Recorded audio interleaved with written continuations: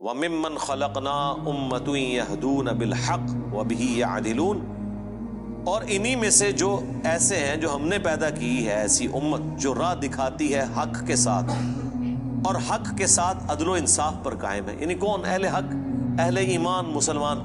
جہاں کوئی اللہ کے ساتھ شرک کر رہے ہیں نا، تو اللہ نے اپنے وہ بندے بھی پیدا کیے ہیں کہ جو توحید بھی اسی طرح بیان کر رہے ہیں. بلکہ میرا تو یار یہ دعویٰ ہے، شرک اتنا شد و مت کے ساتھ لوگوں نے نہیں کیا جتنا لوگوں نے توحید شد و مت سے بیان کی ہے. تو اللہ تعالیٰ ایسے بندوں پر فخر کرتا ہے جو اس کی توحید کو بلند کرتے ہیں. سبحان ربک رب العزت عما یصفون. دیکھیں نا سورہ الصافات میں اللہ نے ایک ایک نبی کا ذکر کیا ہے. یار اللہ کو جو بندے پسند ہیں نا وہ اس کے پیغمبر ہیں. حقیقت بات ہے.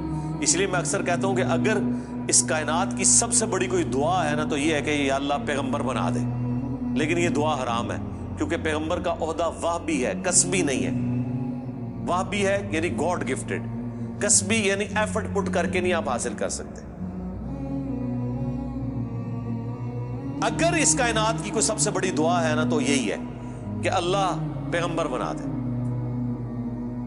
تو یہ تو پاسبل نہیں. تو اس کے بعد دوسری دعا یہ ہے کہ ہمیں قیامت میں اور جنت میں انبیاء کا پڑوس نصیب فرما. آمین. اس سے بڑی کوئی دعا ہو ہی نہیں سکتی. تو اللہ کو اپنے پیغمبر اتنے پسند ہیں، اللہ تعالیٰ اتنی تعریف کر رہا ہے ابراہیم کی کہ اللہ تعالیٰ کے لیے بس ابراہیم ہی ہے انسانیت میں. اس طرح ذکر ہے. اللہ تعالیٰ کیا فرماتا ہے؟ ابراہیم جس نے ہم سے وفا کی، سورہ النجم میں.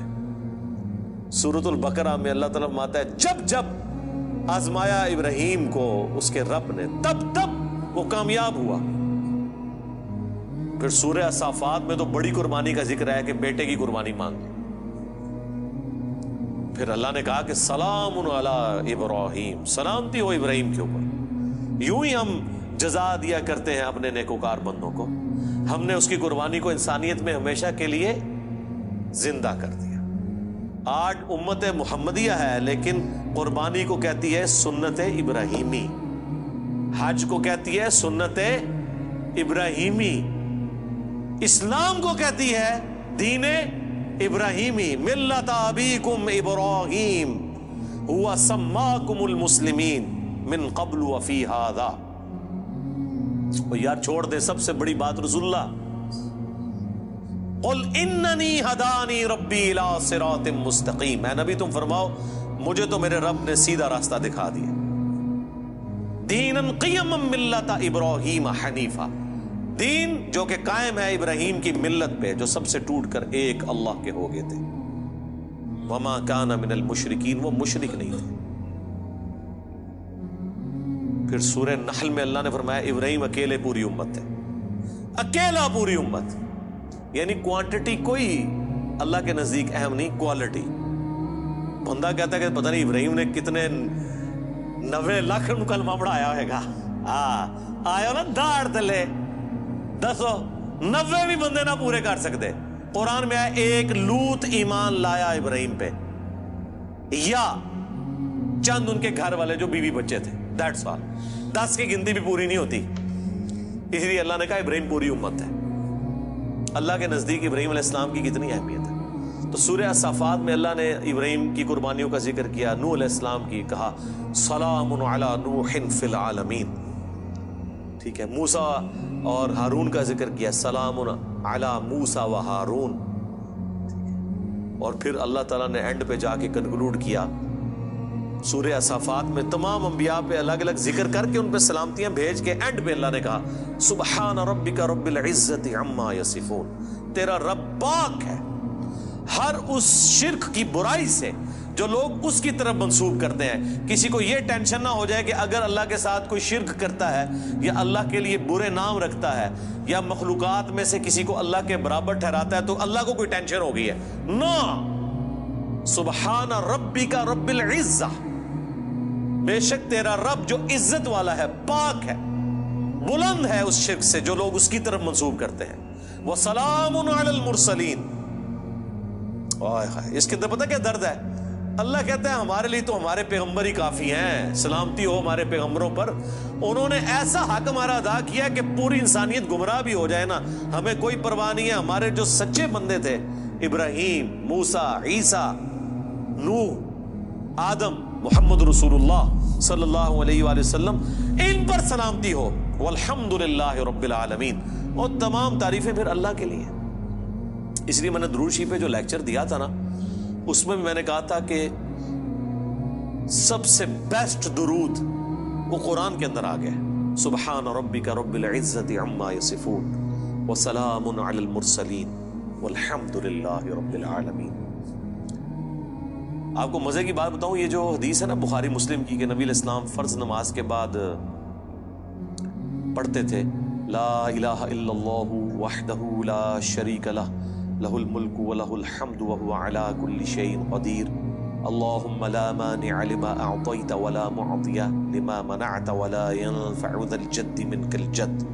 بخاری مسلم میں تو اتنی یہ دعا آتی ہے، جو حضرت معاویہ نے خط لکھا تھا تو مغیرہ ابن شعبہ نے یہ وظیفہ بتایا تھا ان کو کہ اللہ کے نبی فرض کی نماز کے بعد یہ پڑھا کرتے تھے۔ لیکن ترمذی میں جب یہ حدیث آتی ہے نا، اس کے ساتھ یہ الفاظ بھی ہیں کہ اس کے بعد حضور پڑھتے تھے سبحان ربک رب العزت عما یصفون وسلام علی المرسلین والحمد للہ رب العالمین۔ یہ قرآن کی جناب فیورٹ ترین آیات ہے۔ مجھے آج بھی یاد ہے، میں 2007 میں حج کیا تو 2007 کے اندر 2 حج آئے تھے، ایک جنوری کے مہینے میں اور ایک دسمبر میں، 18 دسمبر کو آیا تھا۔ تو وہ 18 دسمبر والا جو حج تھا نا، وہ میں نے کیا تھا۔ تو میدان عرفات میں اس ٹائم تو ظاہر ہے ہم نئے خود ابھی رائے حق کے مسافر تھے، ابھی تو پتہ ہی نہیں تھا کہ اللہ نے کتنا بڑا کام لینا ہے، میں نے تو ابھی کوئی ویڈیو ریکارڈنگز بھی شروع نہیں کی تھی۔ تو میدان عرفات میں مجھے آج بھی یاد ہے، میں جب دعائیں کر رہا تھا نا، تو مجھے ایک چیز جو میرے دل میں غم کے طور پہ تھی کہ دنیا کتنی شرک میں ڈوبی ہوئی ہے، اور پیغمبر دنیا میں آتے ہیں، کوشش کرتے ہیں، ایفرٹ پٹ کر کے چلے جاتے ہیں، لیکن پھر بھی ہدایت جن کی نصیب میں ہے وہ حاصل کرتے ہیں جو ایفرٹ پٹ کر رہے ہوتے ہیں۔ تو اللہ تعالیٰ نے اتنی بڑی کائنات بنائی، اتنی مخلوقات پیدا کی، لیکن اینڈ رزلٹ یہ نکلا ہے۔ دنیاوی طور پہ تو ہم اسے ناکامی سمجھ رہے ہیں نا کہ اتنے بندے پیدا کیے تو وچوں جڑے کم دے بندے نے وہ چند ہی کی نکلے نے، باقی تو سارے فارغ ہو گئے، ٹھیک ہے۔ تو اب دنیاوی اعتبار سے تو ہم شاید اسے کریٹر کی کمزوری سمجھ رہے ہیں، لیکن اللہ تو بے پرواہ ہے، اللہ کو تو کوئی فرق نہیں پڑتا، سارے جہنم میں چلے جائیں، سارے جنت میں چلے جائیں، اللہ کو کوئی پرواہ۔ تو اس کے اوپر میں بہت زیادہ ایمفسائز کر رہا تھا اور میں بڑا پریشان تھا۔ تو اس وقت اچانک جو ہے نا اللہ تعالیٰ انسان کو چیز یاد دلواتا ہے نا، تو مجھے اللہ تعالیٰ نے میرے دماغ میں یا میرے دل میں یہ چیز ڈالی کہ سبحان ربک رب العزت عما یصفون، تمہارا رب پاک ہے جو عزت والا ہے ہر اس شخص کی برائی سے جو اس کے ساتھ شرک کو منسوخ کرتا ہے، وسلام علی المرسلین، رسول ہی کافی ہیں۔ ویسے تو اللہ رسولوں کی عبادت کا بھی محتاج نہیں ہے، لیکن اگر اللہ تعالیٰ نے مخلوقات میں پیدا کیا تو وہ رسولوں نے ایسا بیسٹ پرفارم کیا ہے کہ اللہ کہتا ہے ہمارے رسول ہمیں کافی ہیں، والحمدللہ رب العالمین، تعریفیں تو ساری اللہ کے لیے۔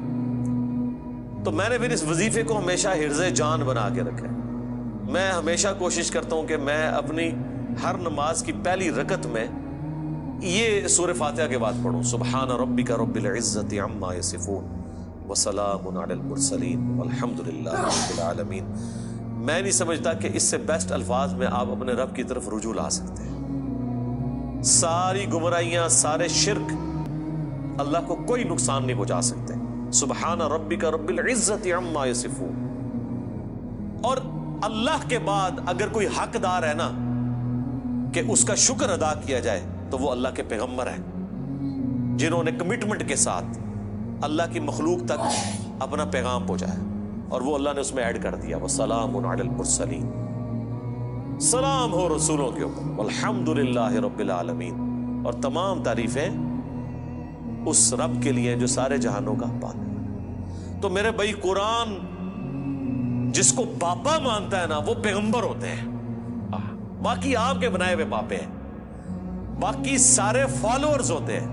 قرآن کی ڈاکٹرین میں امام وقت کا پیغمبر، قرآن کی ڈاکٹرین میں اللہ کا نمائندہ وقت کا پیغمبر۔ اس لیے سورہ زمر میں آتا ہے جب جہنمی جہنم میں پھینکے جائیں گے نا تو فرشتے پوچھیں گے تمہارے پاس کوئی پیغمبر نہیں آیا تھا؟ وہ کہتے ہیں آیا تو تھا لیکن ہم نے جھٹلایا۔ حالانکہ پیغمبر تو صرف ان کے پاس آیا ہوتا ہے جن کے سامنے ہوتا ہے۔ جب ہم سے پوچھا جا رہا ہوگا کہ آپ کے پاس کوئی پیغمبر آیا تھا، ہم کہیں گے کہ آیا تھا تو ہماری موجودگی میں تو نہیں آیا۔ اللہ جس کو امام ڈکلیئر کیے ہوئے وہ وقت کا پیغمبر ہوتا ہے، چاہے آپ نے اسے دیکھا ہے یا نہیں دیکھا، آپ اس کی زندگی میں ہیں یا نہیں ہے۔ آپ کے لیے جس کو اللہ نے پیغمبر بنایا نا، اللہ نے آپ کو اس کے ریفرنس سے، اور یہی قرآن میں ہے کہ ہر شخص کو اس کے امام کے ساتھ اٹھایا جائے۔ ٹھیک ہے جی، اللہ تعالیٰ سے دعا ہے جو حق بات میں نے کہی ہمارے دلوں میں راسخ فرمائے، جو کوئی غلط بات میرے منہ سے نکل گئی اللہ تعالیٰ دھو ڈالے، معاف فرما دے، قرآن و سنت کی تعلیمات پر عمل کر کے دوسرے بھائیوں تک پہنچانے کی توفیق عطا فرمائے۔ سبحانک اللہم و بحمدک، اشہد ان لا الہ الا انت، استغفرک و اتوب الیک، وما علینا الا البلاغ المبین۔ جزاکم اللہ خیرا۔